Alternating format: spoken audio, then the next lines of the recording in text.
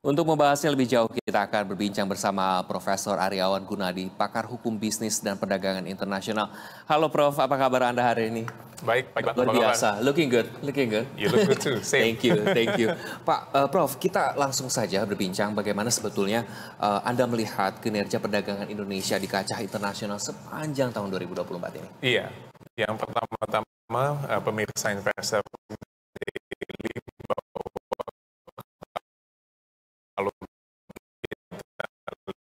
lihat neraca perdagangan Indonesia di Oktober 2024 dari data yang saya dapat mencapai 2,48 miliar dolar AS dan ini melanjutkan capaian surplus pada September sebesar 3,23 miliar dolar AS dan ini surplus ini memang ditopang oleh nilai ekspor yang dibandingkan dengan impor. Jadi adapun ekspor di 2024 tercatat sebesar 24,41 miliar dolar atau meningkat 10,69%.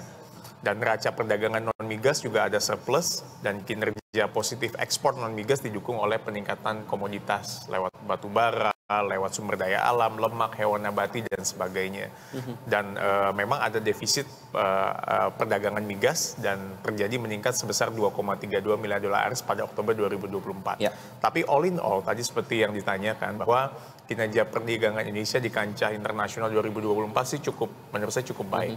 Apalagi ditopang tadi seperti yang disampaikan di pengantar di awal, Indonesia akan ingin join dengan beberapa blok ekonomi seperti OECD yang walaupun kita lagi masa aksesi menjadi member of OECD, lalu kita juga sedang dalam proses di CPTPP, lalu juga ada beberapa blok-blok union lain yang kita coba lakukan dan ini merupakan policy dari Presiden Prabowo untuk bisa meningkatkan banyak bilateral dan multilateral relationship dengan banyak negara, Pak Iqbal.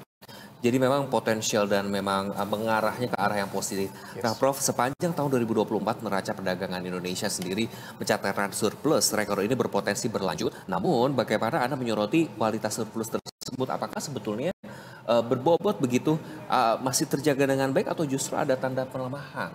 Iya, memang kalau saya lihat memang perkembangan global dan domestik pemirsa, kualitas surplus di 2024 bergantung beberapa faktor. Di antaranya adalah fluktuasi harga komoditas yang memang kita lihat dengan adanya perang Rusia-Ukraina di sepanjang tahun ini, lalu sempat konflik memanas antara Israel dan Palestina, dan kalau pada saat ini kita melihat konflik di Korea Selatan, kan Presiden Korea pun juga berkaitan dengan sign of military, dan ini juga ada diversifikasi ekonomi, kebijakan proteksionisme. Nanti kita lihat dengan Presiden Trump yang telah terpilih sejauh mana banyak negara yang menerapkan proteksionisme, lalu dikaitkan lagi dengan trade war-nya atau perang dagangnya Amerika Serikat dan China. Ini semua menjadi menarik karena kalau kita lihat fluktuasi neraca perdagangan Indonesia akan bergantung kepada seluruh dimensi yang ada tadi, termasuk juga bergantung kepada situasi geopolitik yang ada di banyak negara di Timur Tengah dan sebagainya. Nanti kita lihat apakah ini justru akan makin terjaga baik atau tidak. Tapi kalau ini ritme ini bisa dilakukan, artinya Presiden Prabowo dengan melakukan banyak lawatan ke banyak negara ini bisa terus dikembangkan dan kita punya standing point yang bagus dengan negara lain, saya rasa akan bagus Pak Iqbal untuk kita bisa menjaga neraca perdagangan Indonesia untuk semakin baik di tahun-tahun yang mendatang. Menarik ketika menyoroti proteksionismenya Presiden Donald Trump begitu, di mana Indonesia lagi berproses untuk menjadi anggota OECD. Di sisi lain kan Amerika sendiri juga memberikan tarif mahal begitu untuk masuknya barang-barang Cina. Apakah ini Indonesia melihatnya sebagai potensi market baru untuk ke Amerika, tapi di sisi lain kita mau jadi OECD participants? How do you see this, Pak? Ini menarik, pertanyaan Pak Iqbal sangat bagus sekali. Karena memang terakhir Amerika Serikat di pemerintahan Joe Biden menerapkan tax sekitar 400% untuk produk dari China. Contoh electric vehicle. Saya kebetulan baru dari negara-negara itu. Saya juga baru beberapa minggu ini beberapa kali bolak-balik ke China, dan memang itu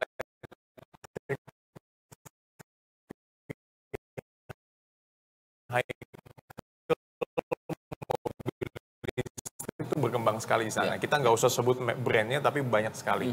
Auto driving juga sudah banyak. Nah, artinya tax yang dilakukan oleh Amerika ke China sekitar 400% itu luar biasa untuk menghambat produk tidak kalah. Tentunya ada konsekuensi hukum perdagangan internasional di mana hambatan-hambatan yang itu sepertinya harusnya tidak ada. Tetapi kan dia ingin memprotek negaranya supaya nggak hancur dengan industri yang ada. Nah, ini pertanyaannya adalah tadi apakah menguntungkan Indonesia atau tidak? Itu yang makanya saya bilang tadi sampaikan Indonesia harus punya diversifikasi market dengan banyak negara. It's not only depending on United States or China. You have to gain a good relationship with other country dengan Uni Eropa, dengan Singapura. Kemarin juga Pak Presiden ada ke Brazil, ada ke negara-negara yang lain dengan mungkin dengan India, dengan Korea Selatan, dengan Jepang dan sebagainya. Artinya semua ini kita bisa jalin sehingga diversifikasi itu terjadi. Tidak hanya bergantung kepada dua kekuatan negara yang ada. Baik, menarik sekali. Lalu seperti apa sebetulnya langkah yang dibutuhkan untuk mendorong kinerja ekspor Indonesia di tengah pemerintahan yang baru ini, Prof? Tapi usai jeda ditahan dulu, Prof Aryawan. Pemirsa, tetap bersama kami, Investor Daily Special akan segera kembali usai jeda.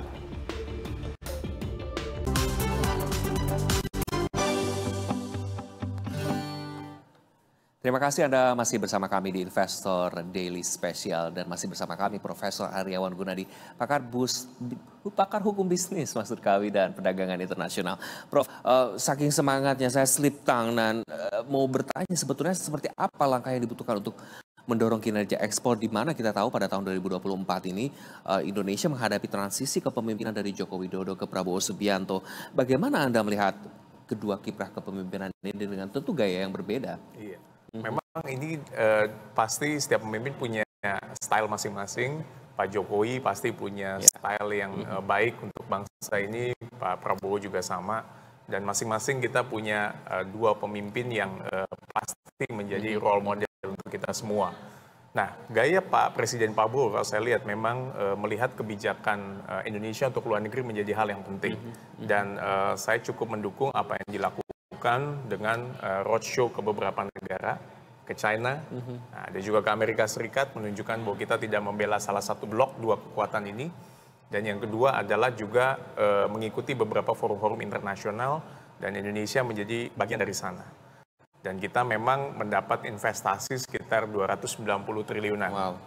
Walaupun di catatan saya itu tidak semuanya berupa hibah. Setahu saya yang China itu hibah, tetapi yang Amerika Serikat itu adalah bentuknya pinjaman. Hati-hati. Jadi kita bisa melihat, tetapi esensinya adalah keluar tapi mendapatkan benefit untuk Indonesia. Nah, apa yang menjadi harus dilakukan oleh Indonesia tadi yang dikatakan oleh Pak Iqbal, langkah-langkah untuk memperkuat ini ke depan. Pertama adalah meningkatkan tentu competitiveness, daya saing. Kita harus punya daya komplementer.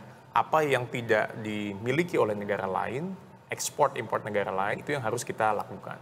Misalnya kita kuat di CPO, crude palm oil, di kelapa sawit, ya kita harus kembangkan itu. Lalu di sumber daya alam yang lain, misalnya kuat di bidang batu bara atau sumber-sumber mineral dan yang lain, manufaktur, ya kita harus kembangkan itu.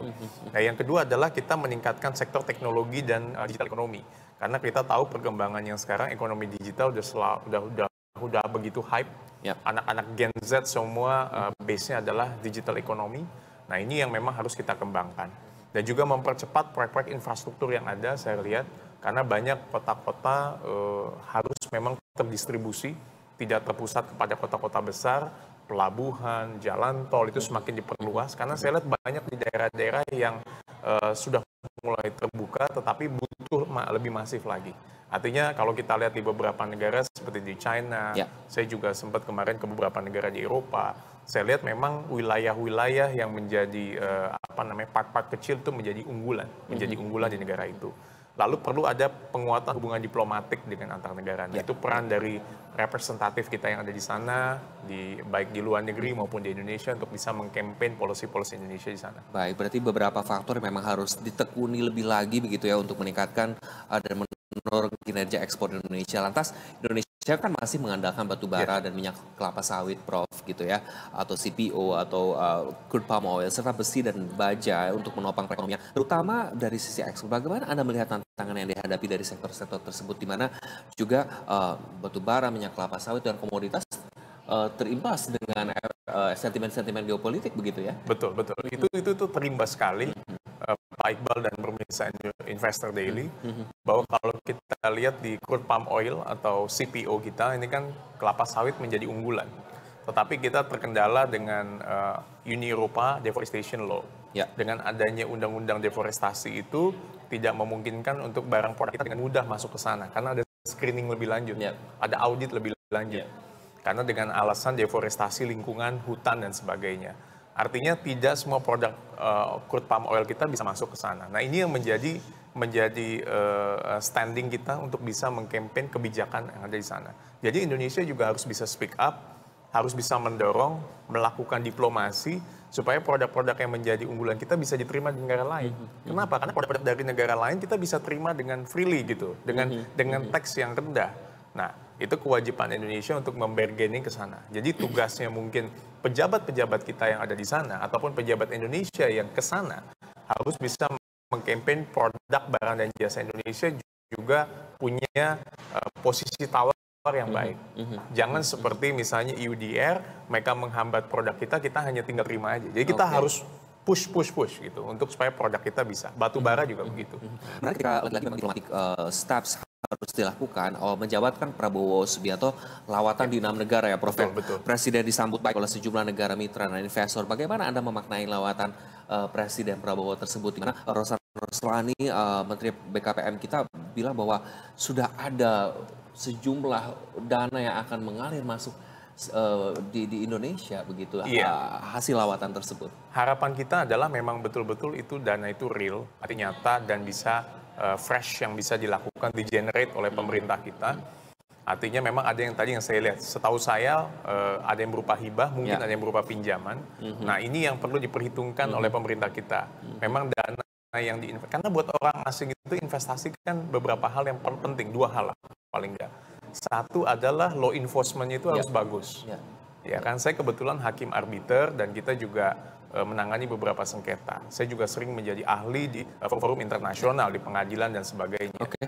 Kita melihat kasus dispute antara asing dengan Indonesia, itu adalah salah satunya adalah masalah penegakan hukum.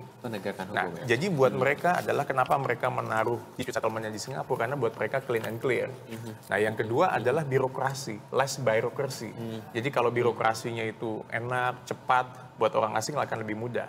Jadi speed up untuk orang asing untuk bisa investasi ke Indonesia adalah dengan kita membuat segala sesuatu itu lebih cepat, lebih interaktif, lebih mudah, sehingga orang lain tuh asing itu merasa nyaman ketika investasi ke kita. Nah, kita bersyukur tadi 290 sekian T yang bisa didapatkan oleh Presiden ketika lawatannya ke sejumlah negara.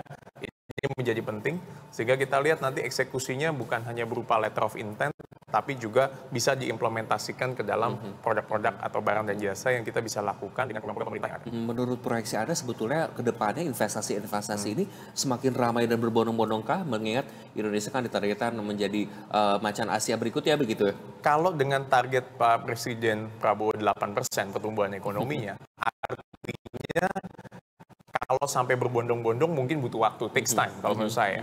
Kenapa? Karena butuh membangun culture, economic culture, legal culture yang oke. Tetapi kalau menurut saya iklim ini akan bisa berubah.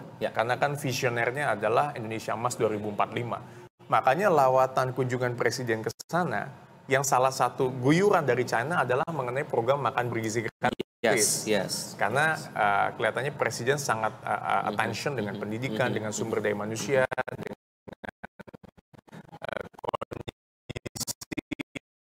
yang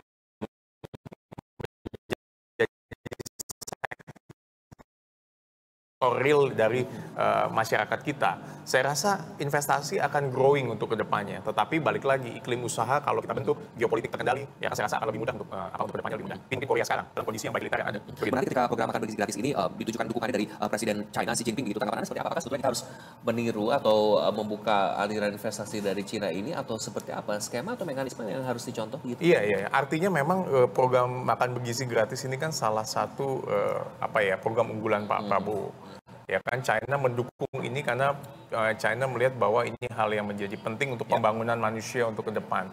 Artinya apa yang dilakukan oleh Indonesia, ini artinya bisa banyak lesson learn dengan negara lain. Salah satunya dengan Malaysia, Singapura, China terutama.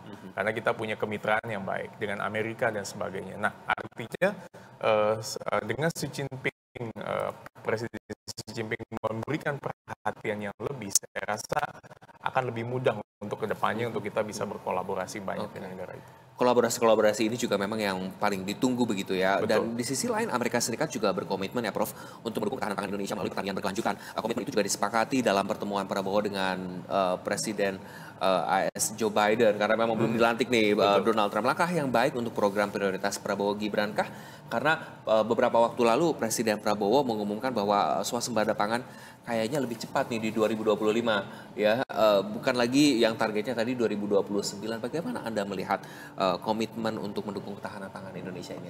Ya, komitmen ketahanan pangan ini memang saya lihat sudah dibunyikan oleh banyak organisasi yang memang mendukung pemerintahan ini bisa berjalan dengan baik.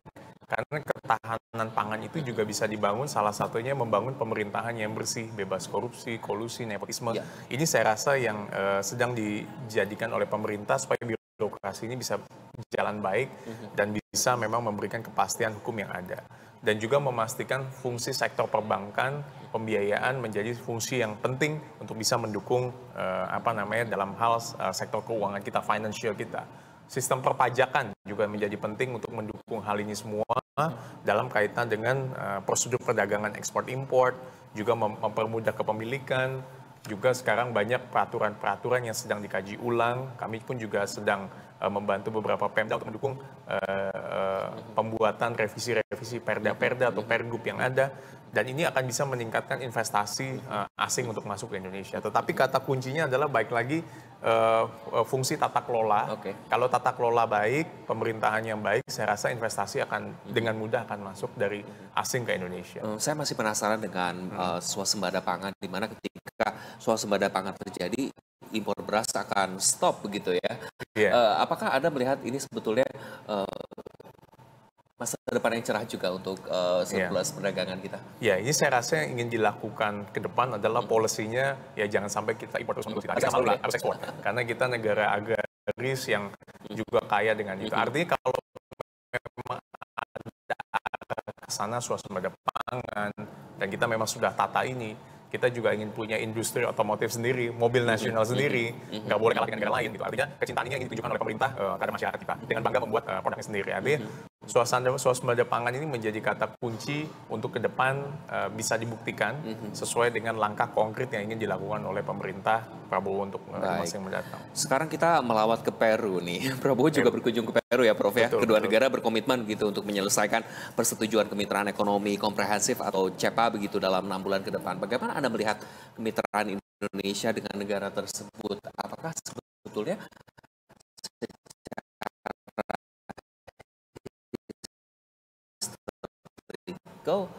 itu juga sesuatu yang menjanjikan? Iya. Memang kayak seperti SEPA, ya kan, economic partnership ini, ya kan, artinya dengan lawatan-lawatan Prabowo itu Presiden Prabowo menunjukkan komitmen Presiden untuk bisa mendukung kemitraan blok-blok ekonomi yang ada. Tetapi memang harus dipilah.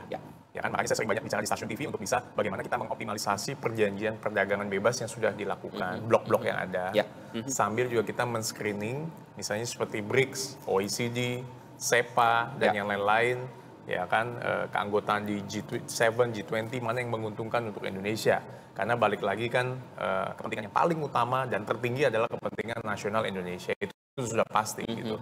Nah, artinya dalam kaitan dengan hal ini, tentu SEPA dan yang lain-lainnya itu adalah ingin mempercepat fungsi perundingan yang ada. Artinya kalau ada yang deadlock, mungkin dengan dorongan dari atas akan lebih mudah, sehingga ada hal-hal yang mentok di perundingan, mungkin ada condition-condition yang menyulitkan, itu akan lebih mudah. Seperti aksesi kita di OECD kan mudah-mudahan nggak mandek, sehingga kita bisa menjadi tidak terjebak kepada middle income trap country, tidak terjebak menjadi negara yang hanya pendapatannya kecil atau menengah, tetapi bisa eskalasi menjadi lebih besar lagi. Gitu. Menjadi lebih besar, dan tentu seperti yang Prof selalu bilang bahwa menjaga tata kelola, karena ini hal yang harus dilakukan pemerintah untuk menjaga agar potensi investasi benar-benar terjaga begitu ya. Kita akan kembali usai jeda, Prof.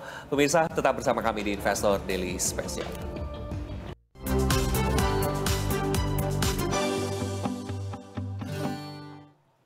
Terima kasih masih bersama saya Iqbal Switami Harja, dan tentu kami masih juga bersama Prof. Aryawan Gunadi, pakar hukum bisnis dan perdagangan internasional, yang saya terus tadi bombardir pertanyaan terkait perdagangan ini ya Prof. Kita lanjutkan. Nah, Indonesia juga Prof sudah mendapatkan restu dari Joe Biden dan Perdana Menteri Inggris gitu untuk bergabung dengan OECD. Kita kembali lagi ke OECD. Sementara Indonesia semakin siap berproses begitu ya menjadi anggota OECD, di mana juga ada lawatan yang hadir ke sini gitu ya dari OECD. Catatan Anda jika Indonesia resmi menjadi anggota OECD, kaitannya dengan geliat perdagangan internasional seperti apa, dan apa sebetulnya sektor-sektor yang bisa dieksplor lebih lagi. Iya, artinya keanggotaan Indonesia untuk menjadi member dari OECD adalah meningkatkan sebenarnya levelnya Indonesia di mata internasional. Tidak semua, setahu saya, negara-negara di Asia Tenggara pemirsa Investor Daily untuk bisa menjadi member di dalam OECD ini. Dan ini menjadi momentum emas. Artinya kalau kita proses aksesi ini bisa berjalan dengan lancar. Karena setahu saya ini sudah cukup tahunan ya, artinya berdialog mengenai hal ini. Dan Indonesia mendapat dukungan ya seperti dari Amerika dan beberapa negara yang ada untuk bisa menjadi member ini. Nah, kedua adalah apa yang bisa dioptimalisasi dengan kita bisa menjadi member dari OECD ini. Tentu barang-barang yang berkaitan dengan manufaktur, yang berkaitan dengan crude palm oil seperti industri kelapa sawit, batu bara, ya kan, yang berkaitan dengan jasa, telekomunikasi, elektronik dan sebagainya, ataupun kegiatan-kegiatan yang bersifat industrial, ini bisa kita didorong untuk bisa pangsa-pasar ekspornya masuk ke negara-negara anggota OECD. Itu yang saya maksud, kita jangan hanya misalnya bergantung kepada 1-2 negara atau 1-2 blok, tetapi sekarang itu semakin banyak teman semakin baik, Pak. Networking is rezeki ya, Pak? Networking is rezeki. Jadi kalau kita banyak kemitraan dengan beberapa negara tentu akan semakin baik. Tapi perlu diperhitungkan, jangan kita tidak mendapatkan benefit untuk itu, karena sayang banget Indonesia kalau hanya menjadi target atau objektif dari banyak negara, tapi kita tidak mendapat gain atau mutual benefit dari negara yang ada. Karena ini kemitraan. Nah, kalau kemitraan kan harus dua belah pihak mendapatkan satu keuntungan atau benefit. Menarik karena sebetulnya pertanyaan saya berikutnya adalah itu, apakah Indonesia takutnya ada di sasaran marketnya saja begitu? Karena dengan mudah mereka akan menggelontorkan atau memasukkan produk-produknya ke Indonesia. Kemitraan ini sebetulnya apa yang harus dijaga oleh pemerintah Indonesia begitu untuk menjaga kemitraan yang sehat dan menguntungkan, Prof? Itu yang kemarin saya lupa statement dari pejabat, salah satu pejabat saya lupa. Artinya adalah setelah berkeliling mungkin negara-negara, kesimpulannya adalah Indonesia itu memang menjadi sasaran investasi buat negara lain, selain India juga. Karena memang di Indonesia kan demografinya cukup besar, dan Indonesia itu akan masuk ke dalam masa-masa di mana usia itu akan menjadi prime age-nya, golden age-nya, sehingga investasi ketika masuk itu panjang. Mereka mungkin tidak akan banyak ke Korea Selatan atau mungkin tidak akan banyak ke China, apalagi mereka ada pembatasan kan berkaitan dengan usia dan sebagainya. Artinya kita akan ada di masa-masa di mana usia itu menjadi unggulan untuk investasi. Makanya banyak negara itu ingin sekali banyak investasi ke Indonesia karena dengan melihat market potensial yang ada di kita, dengan demografi di kita, karena kita ada bonus demografi kan, dengan usia yang satu kurun waktu menjadi sasaran target. Nah, ini yang menurut saya menjadi unggulan untuk Indonesia untuk ke depan. Selain OECD kan BRICS juga akan kita akan masuk atau kerjasama begitu dengan BRICS. Hal-hal apa yang harus diwaspadai Indonesia untuk ketika nanti forum kerjasama BRICS ini Indonesia juga bergabung begitu, Prof? Ini kan BRICS ini kan ada Brasil, Rusia, India, China, ya kan? Ada South Africa juga. Indonesia waktu Pak Jokowi sebenarnya sudah ke Afrika juga, ya kan? Dan ditindaklanjuti juga oleh Presiden Prabowo untuk menindaklanjuti keanggotaan ini. Nah, itu kan bloknya China itu dan Rusia dan sebagainya. Artinya tetap di sini kita perannya sebagai negara yang non-blok itu pun harus ada. Jangan berarti mungkin kita mengindahkan Amerika ataupun Barat dan sebagainya. Tetap kita menjalin kemitraan dengan banyak pihak. Nah, memang dengan kepemimpinan Donald Trump, kita tahu beliau akan cukup strong ya, artinya dalam memimpin Amerika Serikat. Artinya tentu kebijakan-kebijakan yang ada, beliau maunya lead. Mereka motonya kan akan American first gitu loh, ya kan? Artinya semua akan banyak bekerja sama dengan kemitraan dengan Amerika Serikat. Dan dominasi Amerika Serikat dan China untuk ke depan akan ada. Artinya, tadi yang seperti ditanyakan oleh Pak Iqbal, ketika Indonesia masuk ke dalam keanggotaan ke dalam BRICS, ke timur, tentu harus punya benefit di sini untuk produk barang dan jasa kita. Tetapi tidak juga boleh kita hanya satu saja. Kita juga harus melihat negara G7, G20. Kita juga jangan lupa kita kan ada ASEAN Economic Community, kita ada ASEAN, ya kan? ASEAN pun juga kerjasama dengan banyak mitra yang lain. Ini banyak sekali multilateral agreement, bilateral agreement yang diikuti oleh Indonesia. Artinya Indonesia sudah dikenal negara non-blok. Jangan sampai hanya satu saja sehingga meninggalkan yang lain. Oke, itu juga yang menjadi harus perhatian pemerintah begitu. Prof, terkait penurunan permintaan pasar global, kan hambatan perdagangan dan kebijakan internasional juga yang berubah menjadi faktor utama yang dapat mengganggu kinerja ekspor dan industri domestik gitu. Bagaimana sih strategi yang harus dilakukan pada tahun 2025 dalam menghadapi tantangan tersebut? Karena tentu tantangan bukan hanya di situ, banyak sekali tantangan-tantangan lain, belum di domestik, belum juga hubungan dengan negara-negara mitra begitu. Ya, menurut saya adalah yang pertama, kita juga harus mengurangi ketergantungan kepada negara-negara seperti Amerika Serikat, China. Tidak mudah, tidak gampang, tetapi kita juga membuka pasar seperti dengan Uni Eropa, dengan Asia Selatan, Afrika, Amerika Latin. Itu kan yang coba dilakukan oleh Presiden, membuka seluruh jaringan yang ada.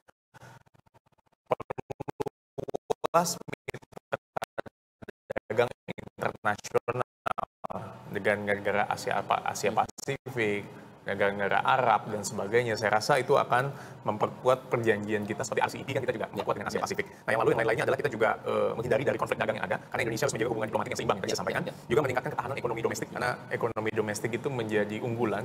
Jangan lupa untuk kita bisa attention atau memberikan perhatian kepada UMKM di kita, karena UMKM kita itu menjadi unggulan di kita, dan juga bisa mendorong investasi lokal yang ada di kita.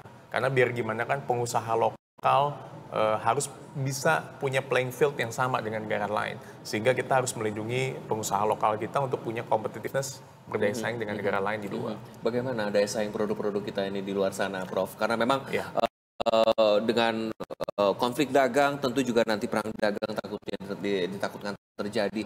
Bagaimana untuk menjaga kualitas? Karena bersaing juga dengan negara-negara yang masuk ke sini. Betul. Itu yang kita makanya ingin coba dilakukan hilirisasi. Kita nggak ingin produk yang dijual itu barang mentah ketika diproduksi barang jadi di negara lain dijual ke kita lagi dengan lebih mahal. Jadi artinya kita memang konsep ini harus jelas. Ketika kita menjual produk atau memasarkan barang di kita di luar, produk barang dan jasa, kita harus punya benefit lah untuk Indonesia. Nah yang kedua, daya saing di kita itu ke luar negeri memang tidak sekuat barang pasar lain yang masuk ke Indonesia. Kita harus akui itu. Tetapi pemerintah sudah melakukan upaya yang begitu luar biasa menurut saya untuk mendorong ini semua. Makanya kita diberikan banyak undang-undang kan, ada Omnibus Law, ada Undang-Undang Cipta Kerja yang kemarin ada Undang-Undang Harmonisasi Peraturan Perpajakan, ya kan,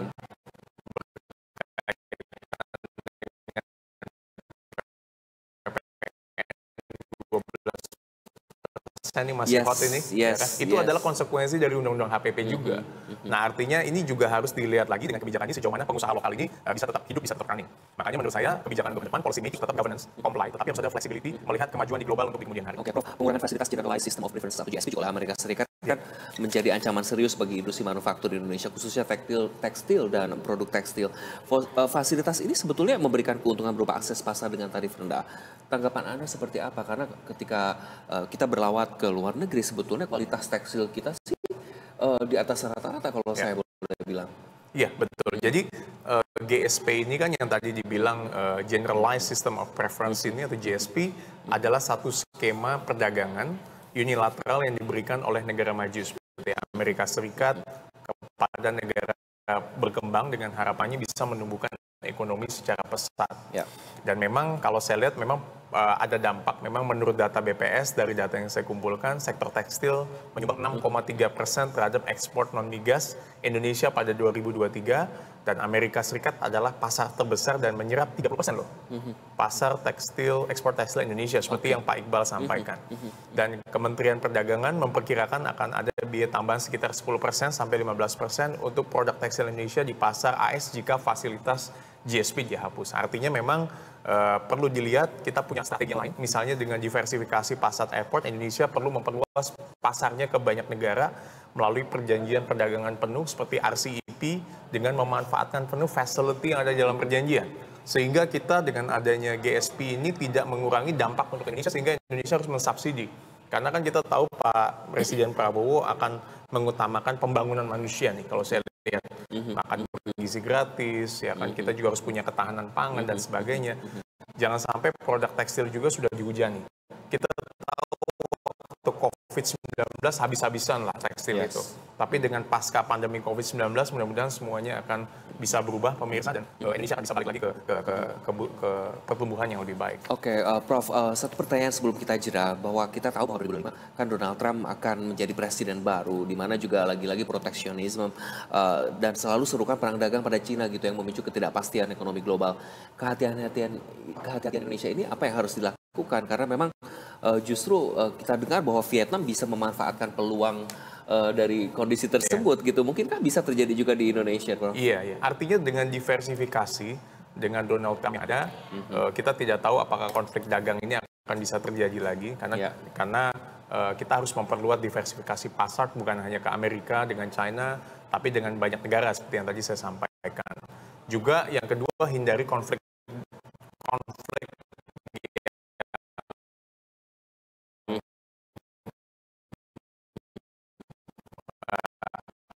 ada, ya kan, dan juga perluas dengan negara-negara RCEP yang saya bilang, perluas dengan negara ASEAN, Eropa, Amerika Latin, Afrika maupun Arab Saudi dan sebagainya. Juga ada penguatan pasar domestik, ada substitusi impor, dan juga kita menggunakan konflik yang ada. Ya kan, misalnya dengan pergeseran rantai pasok global, kita juga bisa memanfaatkan ekspor produk yang kompetitif. Ya kan, artinya kita tetap menjalin semua hubungan dengan banyak negara.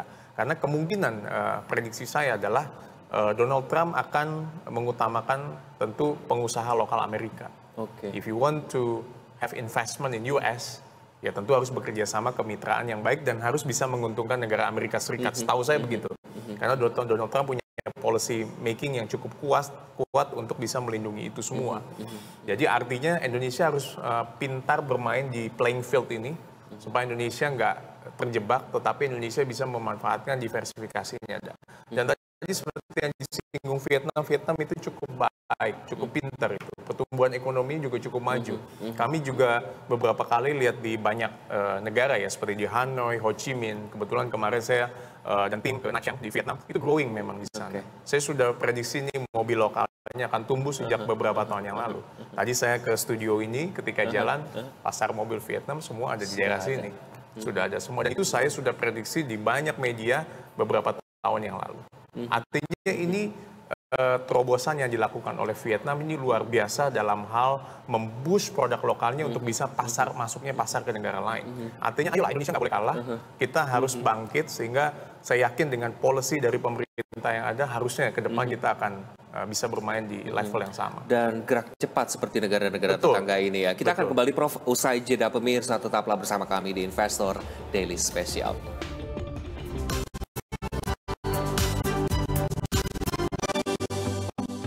Halo pemirsa, kita sudah berada di segmen terakhir dari Investor Daily Special bersama Profesor Aryawan Gunadi, pakar hukum, bisnis, dan perdagangan internasional.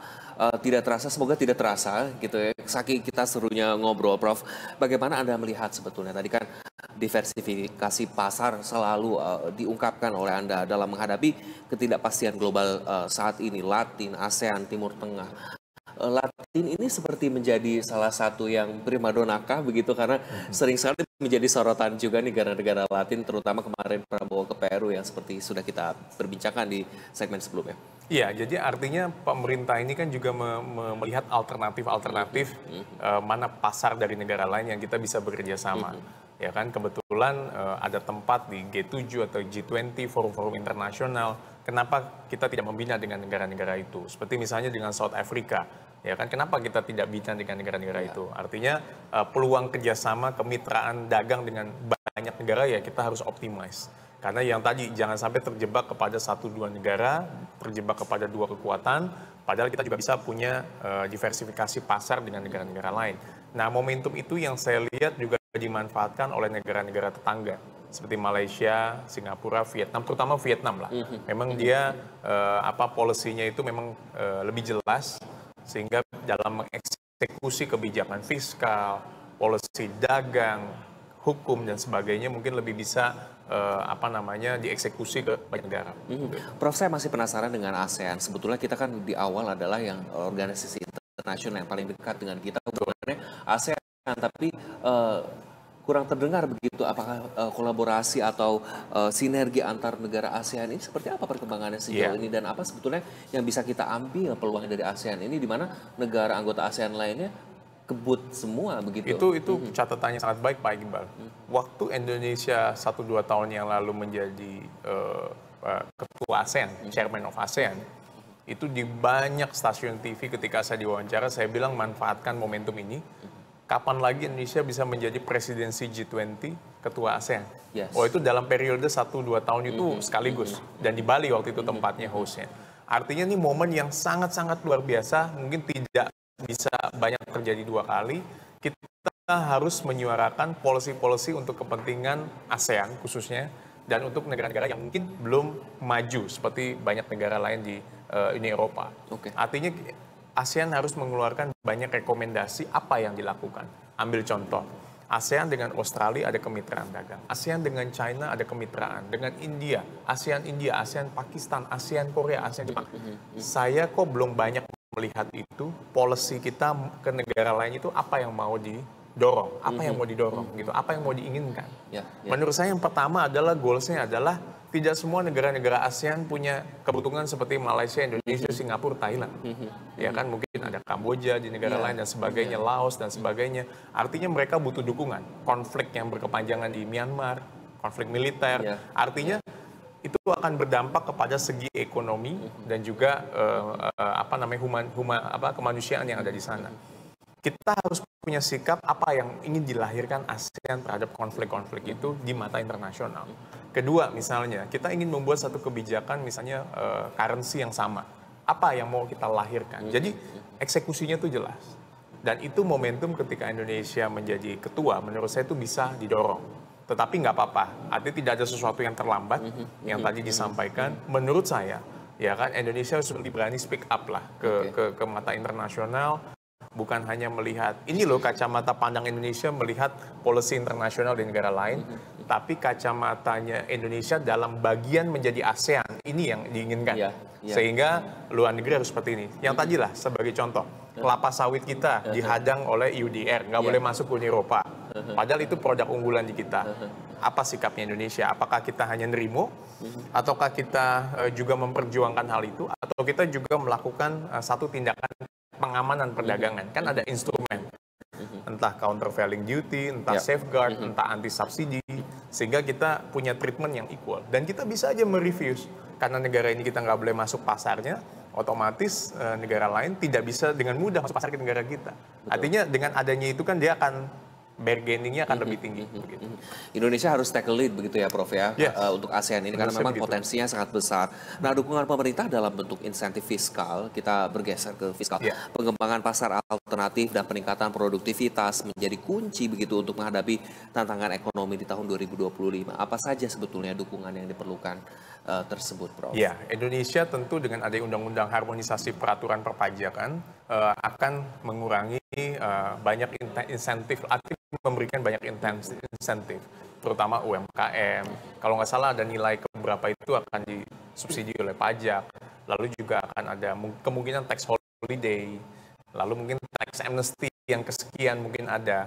Nah, artinya ada pengurangan pajak untuk UMKM, memberikan subsidi biaya pengiriman dan logistik, ya kan, juga keringanan biaya masuk industri yang bergantung pada bahan baku atau mesin import, atau memberikan insentif fiskal misalnya berkaitan dengan pajak properti dan yang lain-lainnya. Artinya semua itu bisa dilakukan untuk menjadi pasar alternatif untuk Indonesia dan untuk menumbuhkan iklim investasi di Indonesia. Karena kalau nggak ada itu tidak akan menarik iklim investasi di kita. Artinya pemerintah harus membuat satu terobosan-terobosan untuk bisa memberikan warna setiap waktu untuk investasi yang ada di kita. Dan juga tentu kita ya di lain sisi meningkatkan produktivitas dan mutu kualitas produk dalam negeri kita supaya punya competitiveness yang tinggi, yang bisa di mata internasional pun juga dilirik. Gitu. Dilirik dan terus seksi, terus berkilau, bernyilaukan ya Itu Indonesia, betul, ya, Prof. Pasti akan dilihat. Nah, dengan ketidakpastian global yang masih juga akan berlanjut, Prof, strategi apa sih yang perlu dilakukan agar cita-cita pertumbuhan ekonomi dari Presiden Prabowo Subianto ini di atas 8% terrealisasi? Tentu banyak faktornya dan tentu challenge-nya tidak akan sedikit begitu, akan lebih banyak challenge-nya. Bagaimana tanggapan? Iya, artinya tentu Pak Presiden Prabowo harus punya tim ekonomi yang kuat untuk meningkatkan pertumbuhan ekonomi sampai 8%. Strong team itu harus kuat. Yang kedua adalah sudah dibentuk tim yang ada. Kedua adalah koordinasi antar kelembagaan mesti baik, supaya ini akan memudahkan policy-policy, tidak ada lagi miss antar subordinat bidang lintas kementerian, departemen, juga memperkuat permintaan domestik, meningkatkan daya beli masyarakat, kalau perlu memberikan subsidi untuk menjaga daya beli masyarakat, terutama yang menengah ke bawah. Lalu juga memberikan kredit berbunga rendah atau tanpa agunan mungkin untuk UMKM. Juga investasi dalam infrastruktur yang padat karya, ini untuk menciptakan lapangan kerja dan konektivitas ekonomi, dan juga memperkuat promosi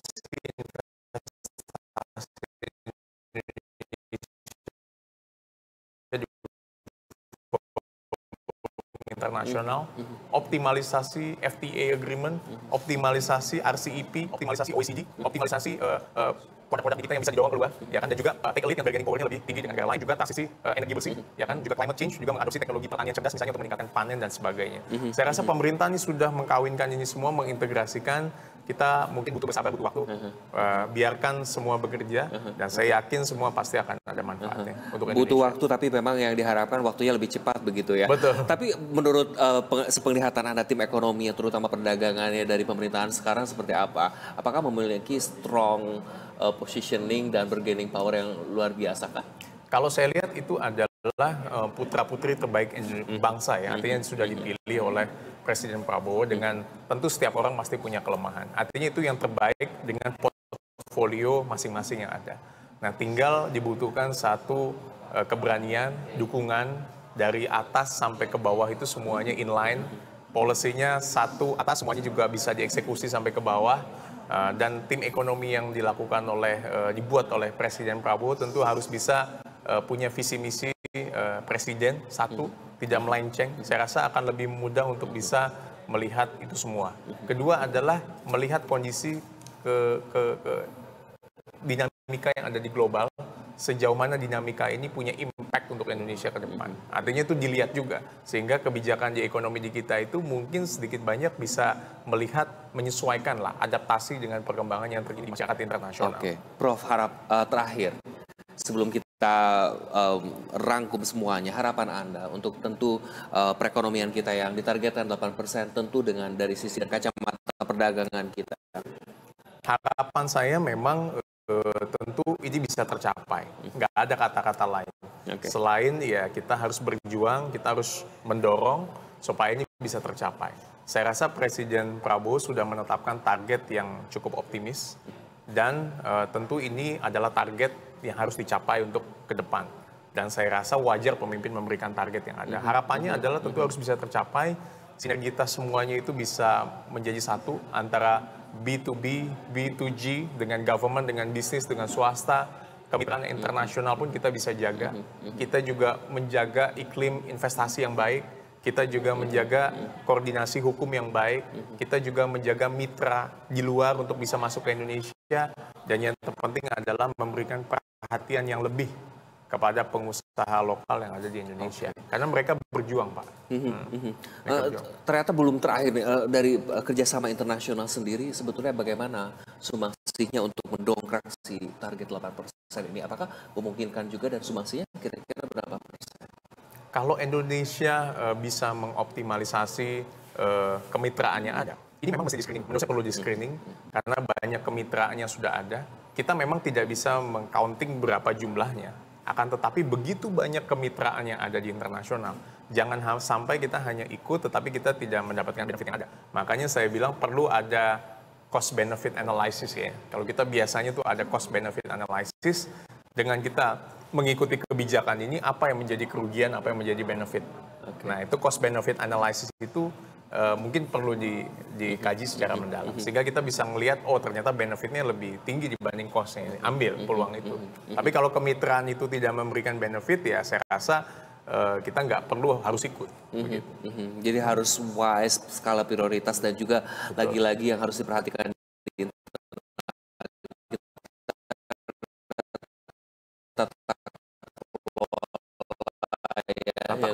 lebih seksi dan berkilau begitu ya, Prof ya. Profesor, terima kasih sudah hadir memberikan insight terkait bagaimana Indonesia mengejar pertumbuhan 8% ini dengan memperkuat kerjasama internasional, dan tentu apa dan banyak faktor yang sudah disiapkan. Salam sukses dan salam sehat selalu dengan Anda. Dan pemirsa, demikian tadi perbincangan kita di program Investor Daily Special hari ini. Saya Iqbal Suri Haja atas nama seluruh kru yang bertugas mengucapkan terima kasih atas kebersamaan Anda. Jangan lupa saksikan IDTV di Home Channel 117, First Media Channel 419, dan Channel 2 SD, Bisnet TV Channel 24, di aplikasi video Oxygen TV, Dance TV, serta live streaming di investor.id. IDTV Inspirasi Investasi. Sampai jumpa.